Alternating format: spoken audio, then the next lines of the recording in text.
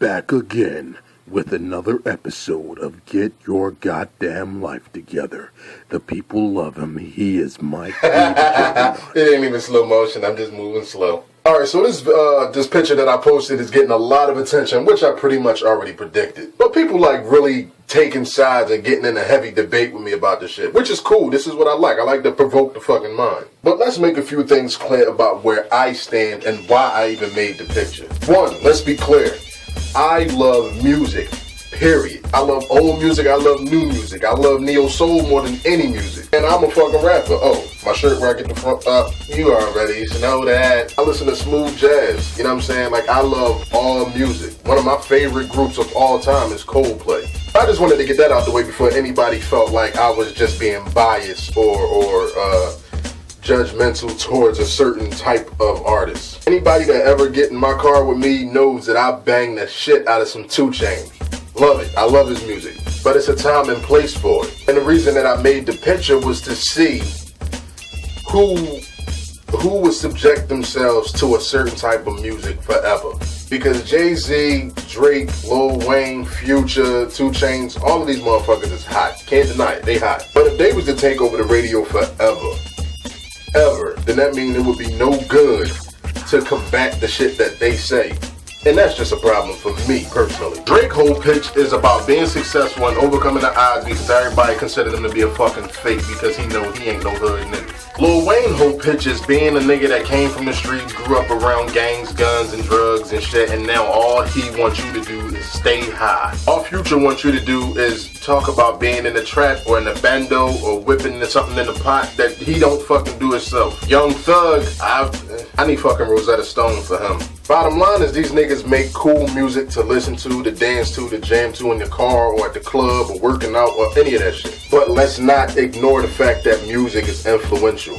Extremely influential at that. Like I said in the previous video, music can have you feeling a certain way that you wasn't feeling before you fucking listened to it. So with that being said, let's not sweep music under the rug or let's not downplay the power that music has over the people that listen to it. Alright, so now that we got that out the way, let's compare the 2 sides of that picture because going through every artist would take too much. On the left side, I think I put Lauryn Hill, Jill Scott, Mos Def, The Roots, Erykah Badu, Kendrick Lamar, J. Cole, Lupe Fiasco, Music Soul Child. And on the right, I put Jay-Z, Beyonce, Drake, Future, Lil Wayne, Nicki Minaj, Iggy Azalea, Gucci Mane. I was just filling up space with him. Young Thug, Rich Homie Quan. Now, there's clearly a huge difference between the 2 sides because everybody felt the need to pick one. And everybody pretty much shared the same opinion that the left side were the artists that make real music.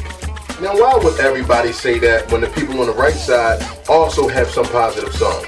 Good fucking question, my man. Me and my folks just was going back and forth about it, and he said, no, man, they got 1 or 2 positive songs.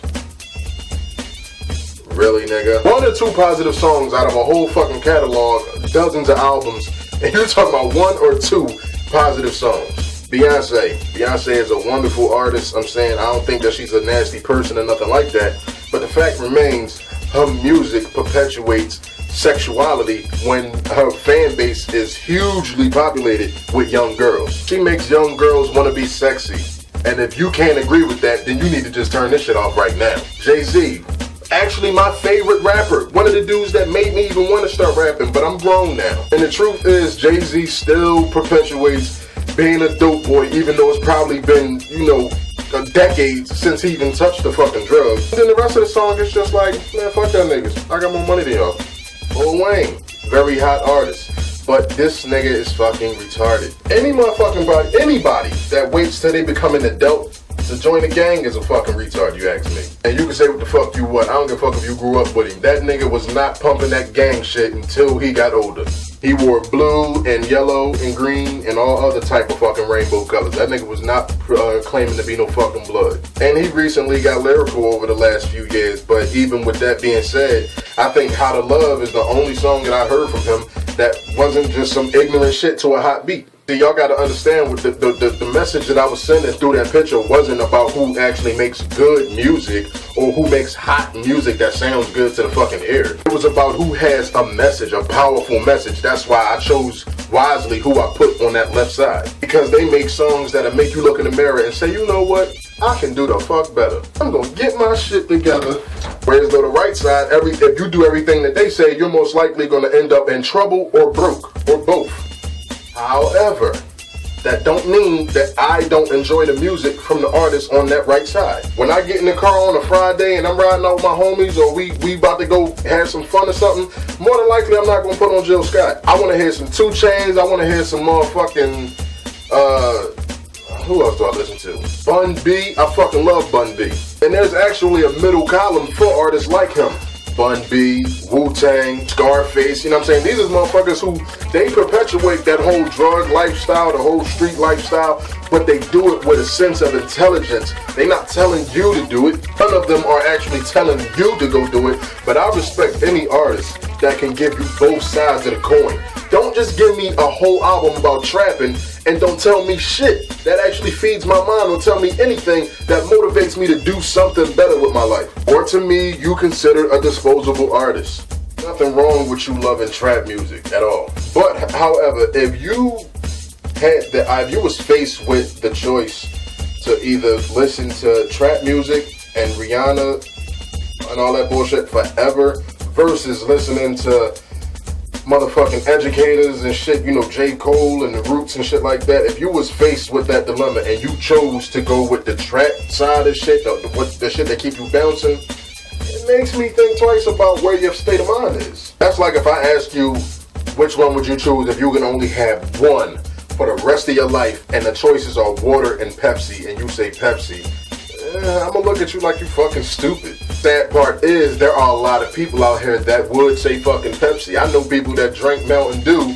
like it's water, and they don't see nothing wrong with that shit. My cousin said some shit in his rap one time. He said, I struggle hard every day like this ain't life. I wanna know what the good like. Do the rich ever wonder what the hood like?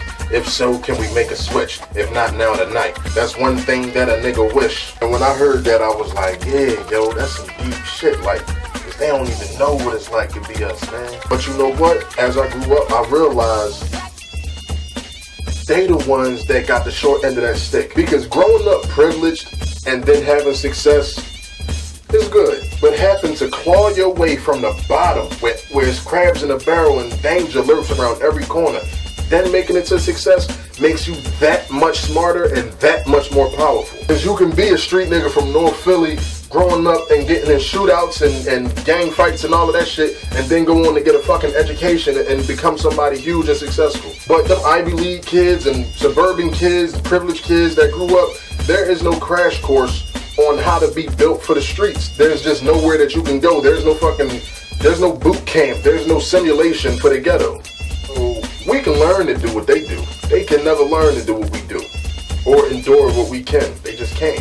So with that being said, the right side of that picture is just as important as the left side when it comes to balance. I don't always feel like doing what's right 7 days a week. I'm not gonna sit here and lie. I don't even think I would believe that shit if I said it. Sometimes I wanna get drunk, hit an L, pop a perk, fuck some hoes, but that's just a temporary fix. And when I get back to reality, I'm a father, I'm a Muslim, I'm a leader, I'm a protector, I'm a teacher. And that to me is life. That's a lifetime thing. That's not just a quick fix. The left side of that picture is lifetime.